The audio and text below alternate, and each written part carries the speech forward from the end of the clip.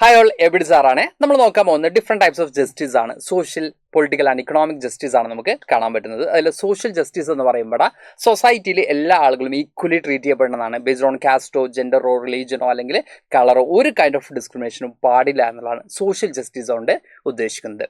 Then economic justice എന്ന് പറയുമ്പോൾ ഏതൊരു പേഴ്സൺസിനും അവരുടെ എസെൻഷ്യൽ ലൈവ്ലിഹുഡ് കൺസ്യൂം ചെയ്യാനുള്ള റൈറ്റ് ഉണ്ട് എന്നുള്ളത് തന്നെയാണ്. അപ്പോൾ റൈറ്റ് ടു വർക്ക് ആണെങ്കിലും അല്ലെങ്കിൽ നമ്മൾ ഈ പറഞ്ഞ പോലെ തന്നെ equal wage for equal work ആണെങ്കിലൊക്കെ വരുന്നത് ഇക്കണോമിക് ജസ്റ്റിസിലാണ്. ഓക്കെ, അപ്പോൾ അൺഎംപ്ലോയ്മെൻറ്റ്, പോവർട്ടി പോലുള്ള സിറ്റുവേഷൻസിനെ എഗെയിൻസ്റ്റ് ആയിട്ട് നിൽക്കുന്നതാണ് ഇക്കണോമിക് ജസ്റ്റിസ് എന്ന് നമുക്ക് കാണാൻ പറ്റും. Then the final one is political justice ആണ്. പൊളിറ്റിക്കൽ ജസ്റ്റിസ് എന്ന് പറയുമ്പോൾ ഒരു സിറ്റിസൺ എന്ന രീതിയിൽ ഓരോ ഇൻഡിവിജ്വൽസിനും ജീവിക്കാനുള്ള അവകാശമുണ്ട്.